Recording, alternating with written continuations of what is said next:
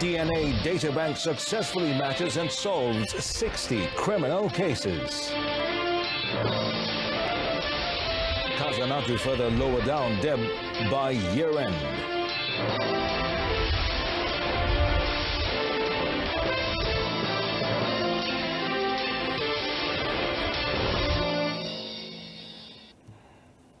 Good afternoon. Thanks for joining us. You're watching the afternoon edition of News On 2 with me, Muhammad Amin Carlos. Now, Perak DAP chairman Ngah Ko Ming was called up to Bukit Aman in connection with a Facebook page that allegedly insulted the Sultan of Selangor, Sultan Sharafuddin Idris Shah. Now, Deputy Inspector General of Police Dato' Mazlan Mansor said the police has informed Ngah and he agreed to come in today and assist with the investigation. Kesihatan sedang jalan. So macam biasalah kita akan kumpulkan ke pihak pegawai perkara dan untuk makluman Ngah Ko Ming akan dirakamkan percakapan.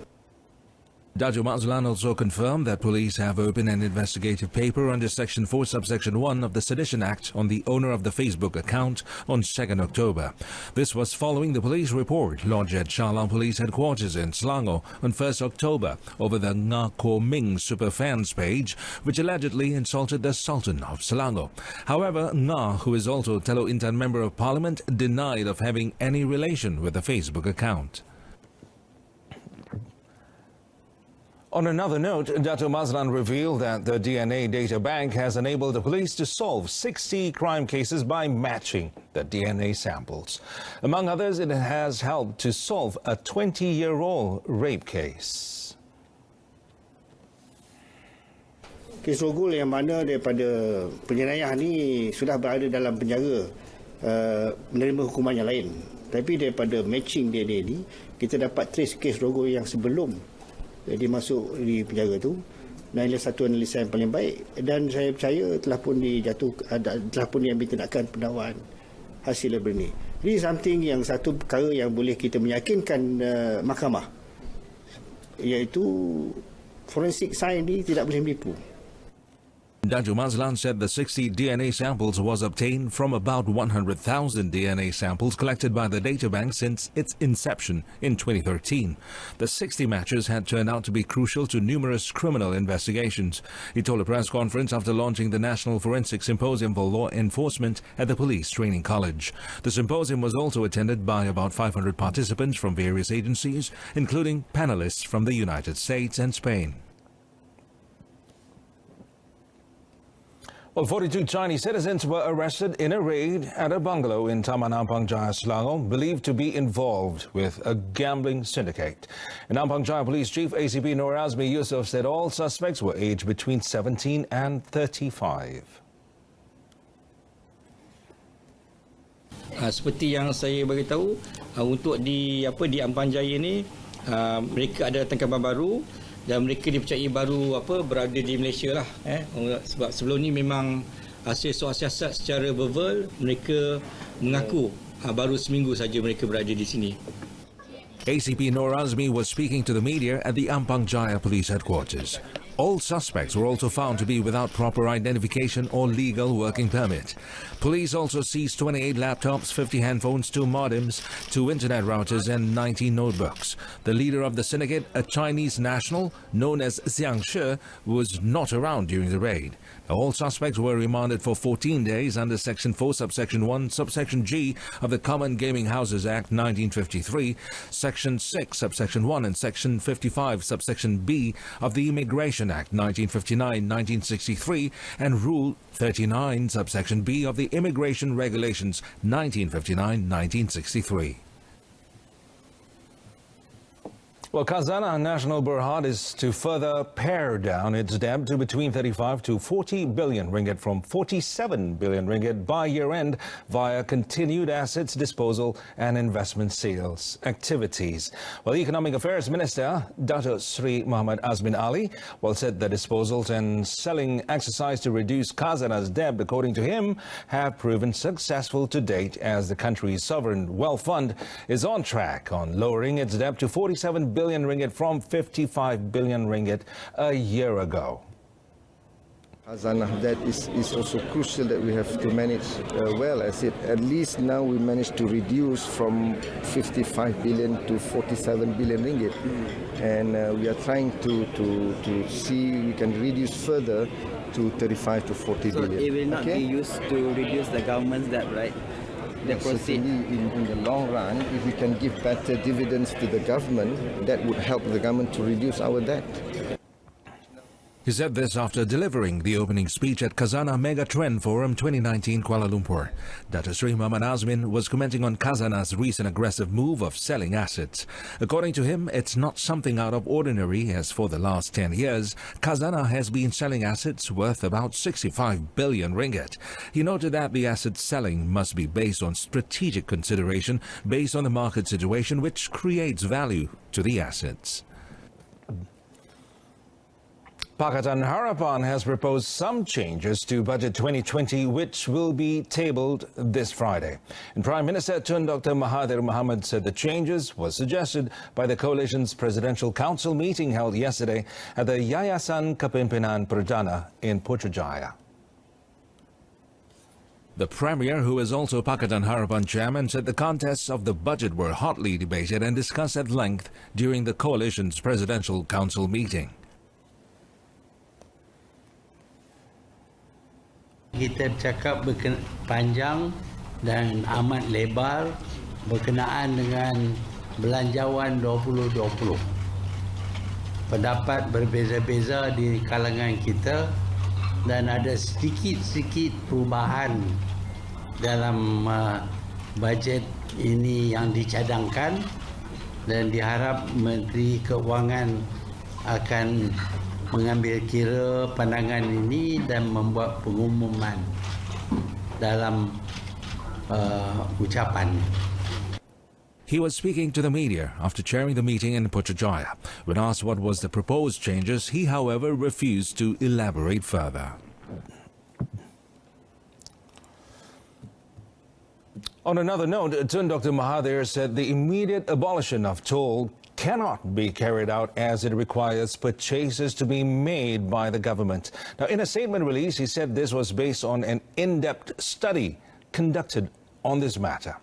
And the Premier noted that in the event that toll was abolished, it would still take time to alleviate the Rakyat's financial burden. In its 14th General Election Manifesto, Pakatan Harapan pledged, among others, to review all highway concession agreements and negotiate to get the best deal to take over each toll concession, which the ultimate objection to abolish toll in stages. So now, Tun Dr. Mahathir also said that a study indicated that the government would need to fork out tens of billions of ringgit to take over toll highways immediately and spend billions of ringgit more on maintenance. Now, noting that companies awarded toll concession by the government could make a profit, the Premier nonetheless conceded this might not be the case for all of them. This is because huge sums of money are needed for highway maintenance. Well, in an effort to increase skilled experts among Malaysians, Human Resources Ministry has introduced the part-time technical and vocational education and training, or TVET program, at all industrial training institutes nationwide. Now, its Minister M. Kulasegaran said the program that was implemented since last month was available for anyone who wished to get training and guidance from 5:30 to 11 p.m. Kula said next year the nation's economy is expected to require 1.6 million skilled workers to achieve the developed nation status. As part, the part-time TVET training is one of the government's effort to increase the total of skilled workers in Malaysia from 35 to 40% by 2020. He also added that the program was collaborating with Human Resources Development Fund's HRDF. Now we are opening the TVET. Now it's costly. It could be 2,000 to learn. So what we do is we ask HRDF, because all of you are contributing to HRDF, so that money can be used. And then we will, if you don't have money and your employer not giving, we will try to find ways to assist you. The Human Resources Minister was met after officiating the future of TVET occupational standards and the 15th ASVET International Conference, OSAIC 2019, in Putrajaya. The event was organized by Asian Academic Society for Vocational Education and Training, ASVET, and University Kebangsaan Malaysia, UKM. The Election Commission, EC, will be prepared to face any eventuality during the Tanjung Piai by-election, including dealing with disasters such as floods. Now, EC Secretary Dato Muhammad Ilyas Abu Bakar noted that Pontian District Officer Zulkifli Muhammad Tahir, who is also the Tanjung Piai by-election returning officer, held a meeting recently with various agencies to look into several matters, including the weather. Well, elaborating further, Dato Ilyas said apart from providing the voting facilities on polling day, EC will also take into account any untoward situation and inclement weather. He said after visiting SJKC Pei Chiao near Kukup Pontian, Johor yesterday. According to him, his department is aware that November is a rainy season in the state. And the school is one of the 28 polling centers which involve 27 schools for by-election and a multi-purpose hall in Pontian District Police Headquarters, and this is for early polling. Now, meanwhile, the EC Secretary also assured that Sijil Pelajaran Malaysia examinations would not be disrupted following the by-election. And he noted that from the 27 schools, only 3 of them are the secondary schools, namely Sekolah Menengah Kebangsaan SMK Dato Yunus Sulaiman, SMK Pekan Dinas, and SMK Sri Kukup. In addition, he said no examination would be conducted on any of the selected dates, namely on the nomination day and 2nd November and polling day on 16 November. He said the needs and comfort of the disabled voters would also be given due attention by improving the purpose facilities at polling centers.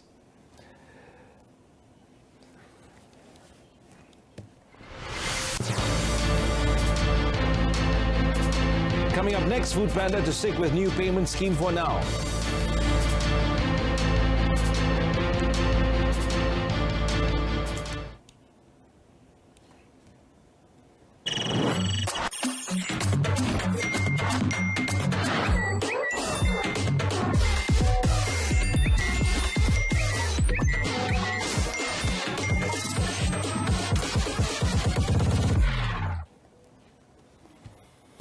Well, welcome back. Now, the complete investigation report on the failure of the Total Airports Management System, or TAMS, at Kuala Lumpur International Airport, KLIA, on 21st August will be submitted to the Cabinet this month. And Transport Minister Anthony Loke, in a written reply posted on Parliament website, said the full report is being finalised by a ministry committee comprising experts from the Malaysian Aviation Commission, MAVCOM, Civil Aviation Authority of Malaysia, CAAM, and the National Cyber Security Agency, NACSA, as announced on August 26th. Well, he said the network system is still being monitored by KLIA operator MEHB since the system was stabilized on August 24th, and he said in a written reply posted on Parliament website today. In replying to a question by Dato Jalaluddin alias of Jalubu, Loke said apart from actual cause of the problem, police and the ministry committee would also identify implications and effects on airport service encompassing TAMS, as well as several other related systems and measures to improve to avoid a recurrence of the incident in future. Well, Food Panda has decided to stick with its decision to implement the new payment scheme to its riders outside Klang Valley. And according to Food Panda Malaysia Managing Director Sayantas Das, now based on the data collected after its implementation on September 30th, the new scheme would in fact enable performing riders to earn as much as 50% more. As the new scheme works on an efficiency model, Food Panda has removed the hourly rate but increases the payment per order to 7 ringgit. Under the new scheme, he said those who deliver more will earn more. Riders are also incentivized with a 150 ringgit bonus upon completing 40 hours of work in a week. In addition to that, riders will receive an extra 1 ringgit per order for all orders delivered between 11 p.m. and 9 a.m. daily. Riders will also receive an additional bonus when they complete a minimum of 80 orders each week. He said this when explaining on the new scheme to the media in Kuala Lumpur. According to Sayantan, Foodpanda will also highlight hot zones and highly potential zones to riders so that they could make more deliveries. The new scheme covered about 30% of more than 13,000 riders nationwide, excluding Klang Valley. Well, over 700,000 Tabung Haji accounts found to be dormant for more than 7 years. And Lembaga Tabung Haji or TH confirmed that these accounts with 60.4 million ringgit in deposits have made no transactions since 2012 until August this year. Well, TH in a statement had advised the depositors involved to activate their respective accounts by making at least one deposit or withdrawal transaction at any TH branch.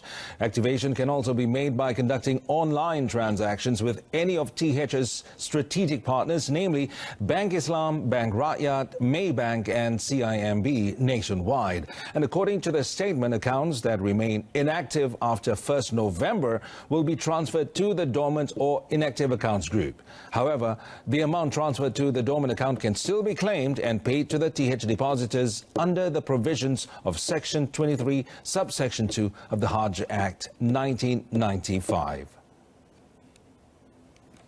Welcome to our sports segment this afternoon. Now, teams competing in the Malaysian League or M-League need to obtain a national club license or an Asian Football Confederation or AFC license in order to enhance their professionalism. And AFC Secretary General Dato' Winsor Paul John said failure to obtain the license would have an impact on the team or club, whether they were relegated to a lower local league or not allowed to compete in any competition organized by AFC if eligible. Commenting further on the matter, Dato' Windsor noted that lack of seriousness among some teams who look down on national club license or the AFC license would be the cause that their country's respective football association did not approve the team's application to compete in the country's major league. He said without a license, the country would just play amateur football. He also expressed hope that any National Football Association AFC affiliates would impose the club licensing in order to increase the level of professionalism within the association or club. Meanwhile, Dato' Windsor said that the use of national licenses had been accepted among its 47 affiliates, with almost all of them already implementing the rules that compel clubs to their respective countries to obtain such licenses. He is optimistic that the implementation of the national license would be fully implemented in all 47 of its affiliates over the next few years.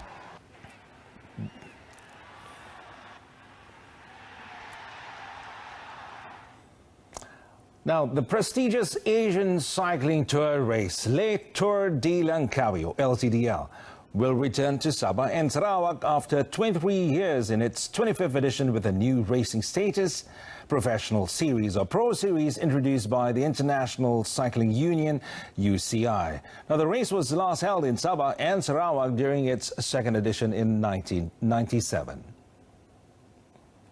With the inclusion of Sabah and Sarawak, LTDL 2020 would be organized in 10 stages compared to 8 in the previous edition. Human Voyage Sendirian Berhad Chief Executive Officer Dato' Ahmad Mustafa noted that there would be an increase in cost, and as the organizers, they have planned it earlier with careful preparations towards organizing the Silver Jubilee race. He said the official launch of LTDL 2020 will be held at the end of November, and in the initial stage, a series of discussions was held with the respective state governments. The LTDL race was established in 1996 and was upgraded as HORS Class HC cycling event in 2003. It was demoted when UCI introduced a new cycling category, the Pro Series, to replace the HC category. Among the reasons for the LTDL status being downgraded was because there were no professional teams as well as lacking international news coverage.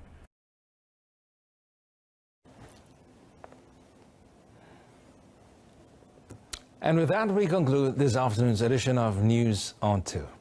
In our top story, DNA Data Bank successfully matches and solves 60 criminal cases. Do join us again at 7 p.m. for more updates on the latest happenings here and around the world. Thanks for being with me. I'm Mohammed Amin Carlos, and do stay tuned to TV2.